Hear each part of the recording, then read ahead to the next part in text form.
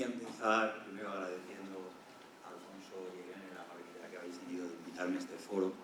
Y la verdad es que yo voy a haceros aquí varias confesiones. La primera, bueno, es que yo estudié en el CEU, soy alumno de esta casa. Lo que pasa es que en Valencia. Entonces, ten en cuenta que nosotros el catolicismo lo vemos desde la perspectiva de los Borgia, con esto del pecado. Y entonces siempre buscamos una especie como de tercera vía, que es en la que yo en la sostenibilidad me encuentro. Y digo esto porque yo aquí en la sostenibilidad, os voy a hacer otra confesión, llegué porque nadie de los que trabaja conmigo quería ir a dar el curso de sostenibilidad hace 14 años a República Dominicana. Y dije, bueno, yo no sé qué hay que explicar, pero a República Dominicana voy. Y allí estaba yo sacándole el chicle, estirando el chicle a lo del Pacto Mundial, porque dar 20 horas de Pacto Mundial sobre los 10 principios realmente ha sido uno de los retos más apasionantes que he tenido con mi vida. Pero yo cuando voy a los foros creo que hay, lo habréis visto en la sesión de hoy, hay tres tendencias, ¿no? Una, que podríamos llamar los happy, ¿no? Que irían a la señora Ana María Botín y le dirían, oye, es que esto ha cambiado, que en la empresa ya no hay que ganar dinero, tenemos que suplantar el papel del Estado. Yo, de verdad, que no me veo diciéndole esto a la señora Ana María Botín, y sobre todo porque no he encontrado todavía a nadie que me explique con convicción, o por lo menos nadie me ha convencido, de que ha habido algún cambio normativo que autorice a este cambio. Luego están el segundo bloque, que son los negacionistas, ¿no? Es decir, bueno, esto realmente aporta poco, hay que competir poco. Bien, a estos yo creo que hay dos perspectivas que a mí me han convencido con esto de la sostenibilidad, ¿vale? Una es que, en fin, yo hace unos años estuve dando clases, porque esto de la universidad te hace dar muchas vueltas, estuve dando clases en Nicaragua y a mí me resultó desagradable ver a un niño de 8 años limpiando el fondo de la piscina con un cepillo de una cadena hotelera española cuyo nombre omitiré. O me resulta complicado que donde vivo yo, en Alboraya, al lado de Valencia, no podamos gastar el glifosato, que es un herbicida muy eficaz y que hace la agricultura muy competitiva, pero tiene un pequeñito problema, y es que produce cáncer. Entonces, aquí en España está prohibido, pero no, está prohibido en otros países, y es algo que deja un rastro muy difícil de seguir. Entonces, cuando hablamos de estas cosas, si encima además soy valenciano, y vemos lo que está pasando con el incremento exponencial de riesgos catastróficos que están cerrando a nivel mundial el reaseguro de este tipo de catástrofes naturales, y además, para que lo sepáis, porque esto no sale en el telediario, los daños de la Dana siguen sin pagarse porque el consorcio no tiene dinero para pagar, porque el incremento que se ha producido en la siniestralidad en riesgos catastróficos ha sido brutal, pues yo creo que es un tema para buscar donde yo me sitúo, que es en una vía un poquito más intermedia. Y yo creo que en este punto, insisto, discrepo porque en materia de sostenibilidad yo creo que el enfoque adecuado es el del objeto social. Yo creo que cuando yo empecé con esto había que ver cómo le explicabas a un administrador que podía gastarse dinero en un plan de prevención, cuando no estaba normativamente, porque podía impactar sobre el beneficio. Entonces, yo creo que aquí se ha dicho, el impacto correcto es el del riesgo.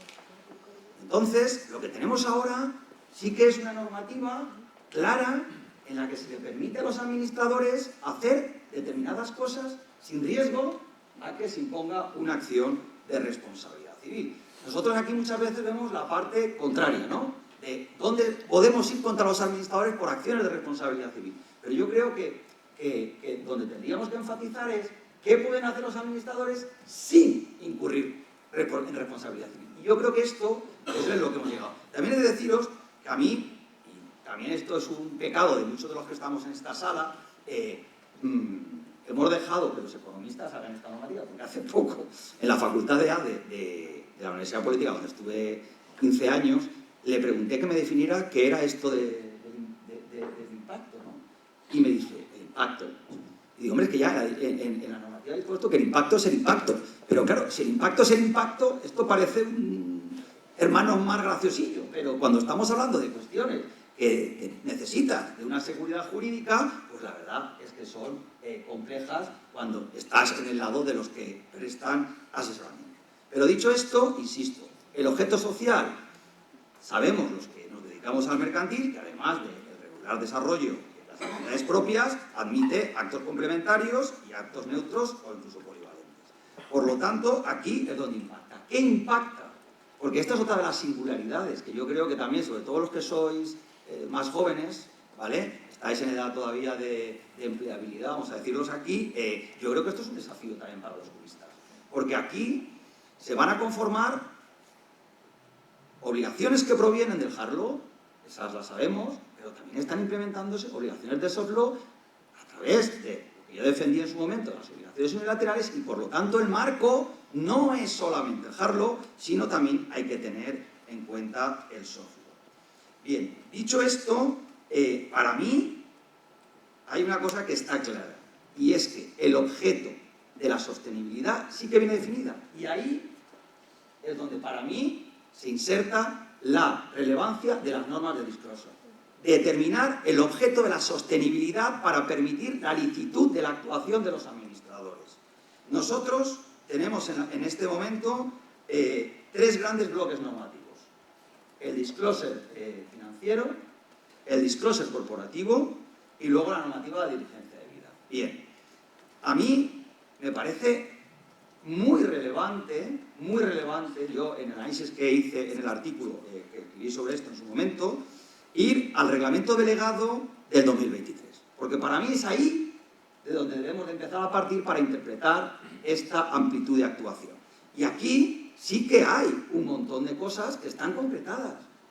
Es más, este reglamento delegado luego tiene a su vez otras normas de desarrollo. Pero yo creo que el objeto de la sostenibilidad está perfectamente definido en estos tres bloques.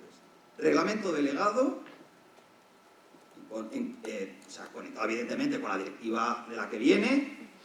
En materia de disclosure financiero, creo que es el artículo 8 el que va más allá de lo que dice esta normativa de disclosure corporativo.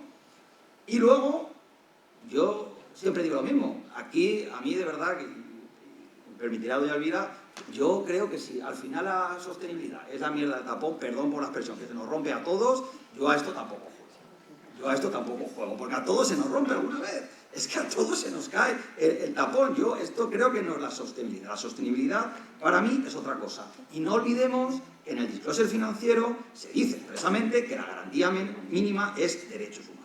Luego, en materia de medio ambiente, se ha evolucionado, se han establecido bastantes, las NEIs, cambio climático, contaminación, recursos hídricos y marinos, biodiversidad y ecosistemas, uso de los recursos de economía circular. Por lo tanto, sí que ha habido aquí una evolución clara a la hora de concretar. Hasta tal punto, yo tampoco hemos de perderlo de vista, yo no lo veo en el debate, que hay una labor de desagregación muy importante. Hasta tal punto, ¿vale?, que, por ejemplo, en materia de, por poneros un ejemplo muy jurídico, en materia de gobierno corporativo, se llega a establecer una casilla de cuántas horas se está invirtiendo por parte de la empresa en cursos para su personal en materia de anticorrupción. Por lo tanto, sí que este tipo de bloque normativo me parece que es muy trascendente, porque nos está marcando un camino a la hora de trazar la actuación que pueden, insisto, emprender estos administradores. Ahora bien, también hemos de tener en cuenta que cada empresa es distinta. Y esto ya está en nuestra regulación actual, en el 49 del Código de Comercio. ¿Vale? Ya está.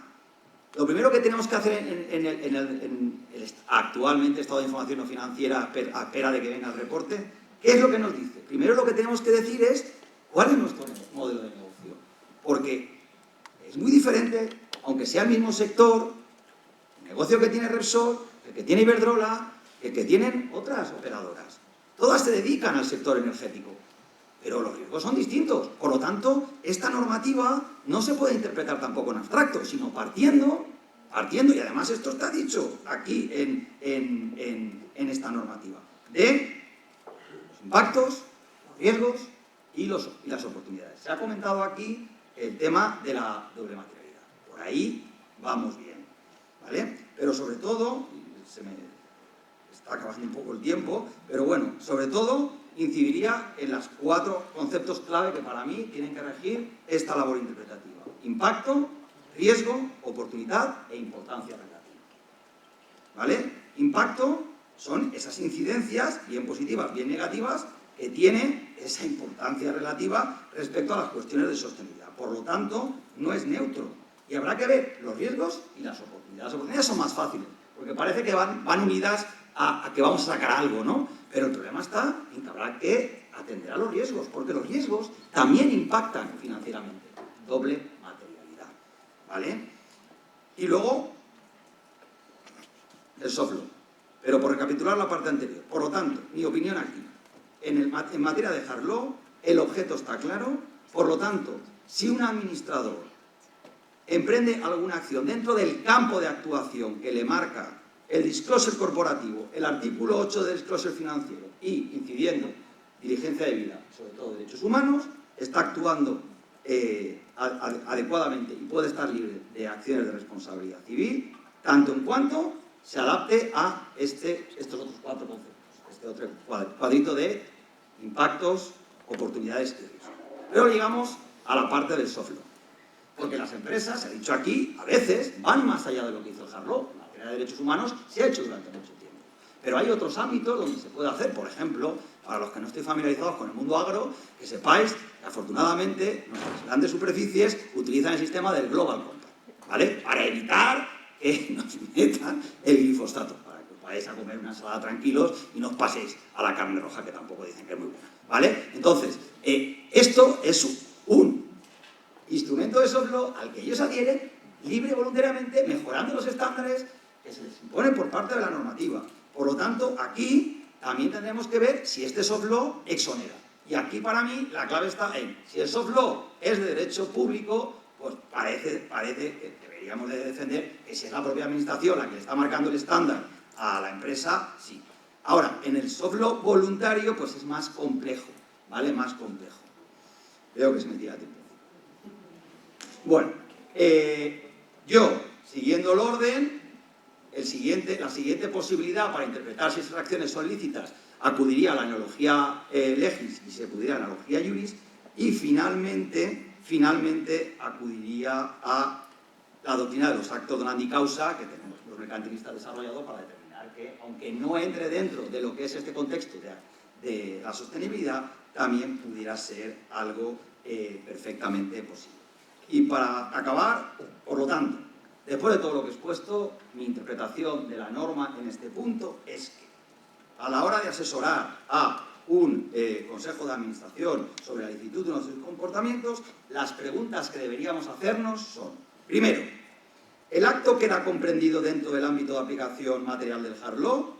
Ya he dicho, disclosure corporativo, artículo 8, disclosure financiero, diligencia de vida, derechos humanos, y además, ¿se ha implementado en prevención de riesgos o para aprovechar una oportunidad derivada de un impacto con importancia relativa? El acto es lícito. Segunda pregunta. ¿El acto queda comprendido dentro de instrumentos soft law de origen público? ¿Y el acto además ha sido implementado en prevención de un riesgo para aprovechar una oportunidad derivada de un impacto con importancia relativa? El acto es lícito.